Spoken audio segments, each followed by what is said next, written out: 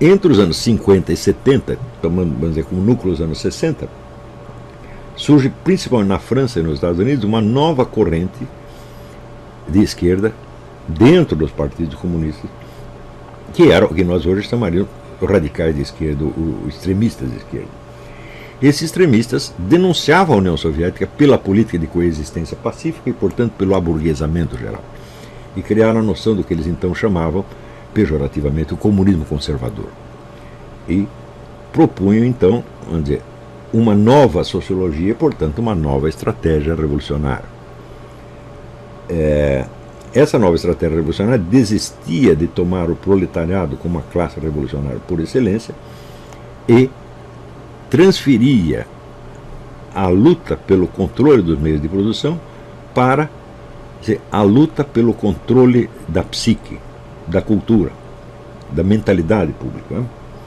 Então isso quer dizer que o proletariado, que antes era o detentor principal das queixas contra o capitalismo, é substituído por qualquer grupo que tenha qualquer queixa de qualquer tipo. Então, grupos raciais, sexuais, regionais, linguísticos, etc, etc. Tudo isso passa a ser absorvido e estas várias comunidades passam a ser a classe revolucionária. Este é um exemplo. Ao mesmo tempo, se você lê os autores que se destacaram na formação dessa nova esquerda, tanto nos Estados Unidos quanto na França, principalmente na França, você verá que todos eles eram adeptos da Revolução Maoísta. Né? Então, na época, o livro vermelho dos pensamentos do presidente Mao foi um grande sucesso de livraria, celebrado inclusive no filme do Jean-Luc Godard, La Chinoise, onde tinha uma musiquinha que dizia: este pequeno livro vermelho é o que faz que o mundo inteiro se mova, etc, etc. Então o livro vermelho do Mao Tse-tung passa a ser o eixo em torno do qual gira a história humana. O filme é uma chatice, mas vale a pena ver como documento histórico.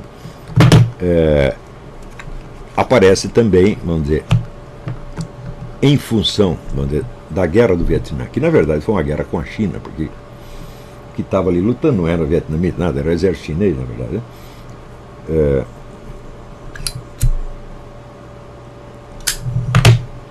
E que é vendida pela mídia internacional como uma derrota americana. Na verdade não houve derrota americana alguma, né, após a famosa ofensiva do Tet, que o Vietnã do Norte juntou todas as suas forças para um ataque maciço, né, ao Vietnã do Sul.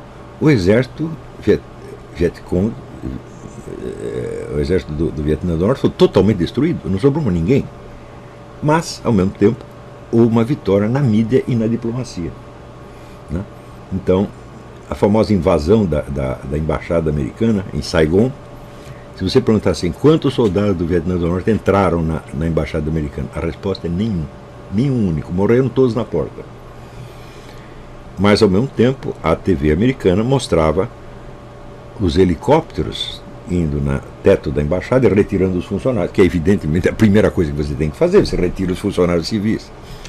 E dando aquilo como se fosse uma retirada, uma debandada geral das forças americanas, que na verdade estavam embaixo lutando e matando todos os Vietcong.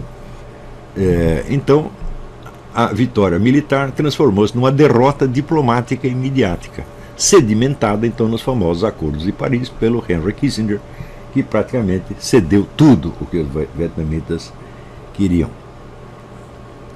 Há suspeitas até, para mim não confirmadas ainda, de que o Henry Kissinger de fato fosse um agente soviético. É possível, mas de fato não interessa. Ou por burrice, ou por covardia, ou por cumplicidade, o fato é que ele transformou uma nação vencedora na nação perdedora. E existe um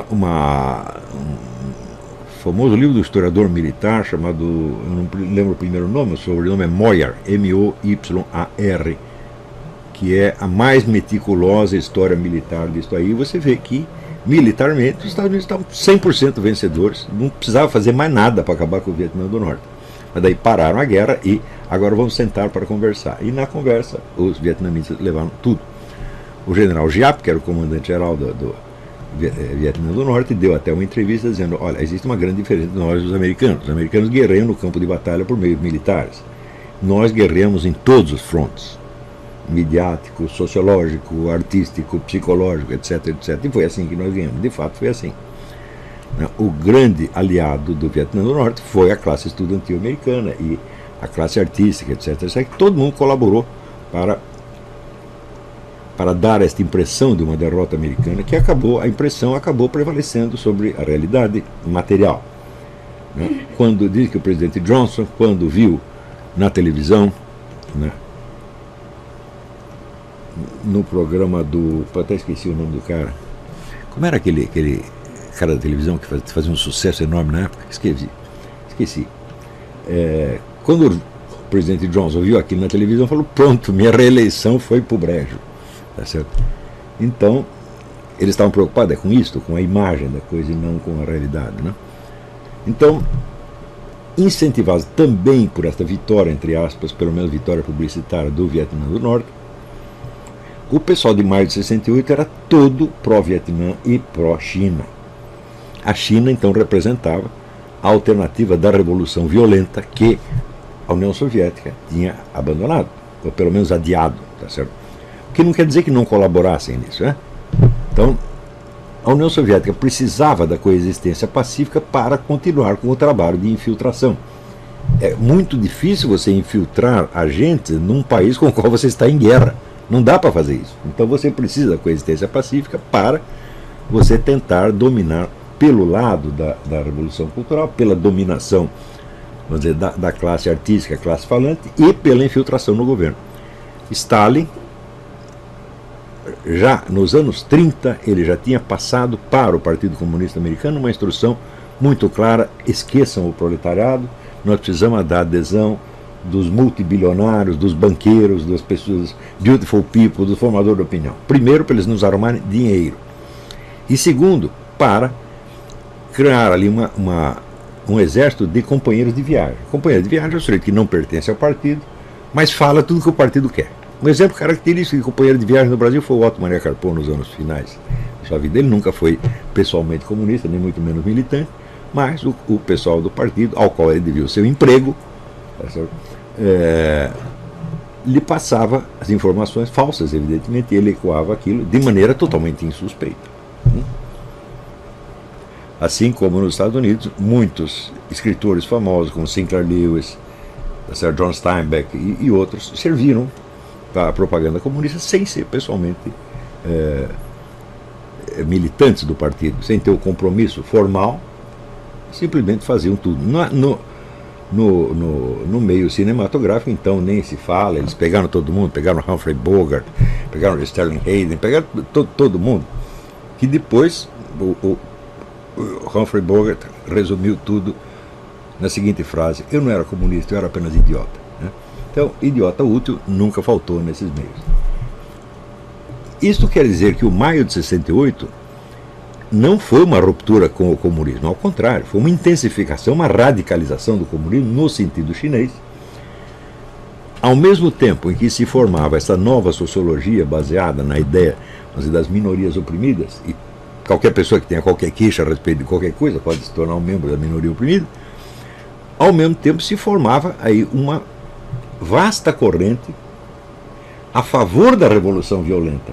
E foi daí que surge a idealização do Che Guevara, daí que surge, ainda nesse mesmo período, um livro que teve uma importância extraordinária no destino do Brasil, que foi A Revolução na Revolução, do Régis Debray. Régis Debray hoje não tem mais nada de comunista, já mudou completamente, mas acho que nunca pediu desculpa pelo que ele fez. A Revolução na Revolução foi o livro que, lido ali pelo Carlos Marighella, Lamarck e outros, determinou o surgimento das guerrilhas no Brasil. Sobretudo através da influência do Caio Prado Júnior, que no livro A Revolução Brasileira usava 1001 argumentos sociológicos, para fomentar a chamada luta armada. Então, a luta armada foi um filhote de 68. Quer dizer, como é que você vai dizer que esta nova corrente que surge ali não era comunista? Isso é inteiramente absurdo. Ela era um novo comunismo mais radical, mais violento e com uma base social enormemente ampliada. Cresceram o proletariado, já que o proletariado se vendeu para os burgueses. Então agora nós vamos pegar as prostitutas, os homossexuais, os índios, os negros, todo mundo que estiver descontente com alguma coisa serve.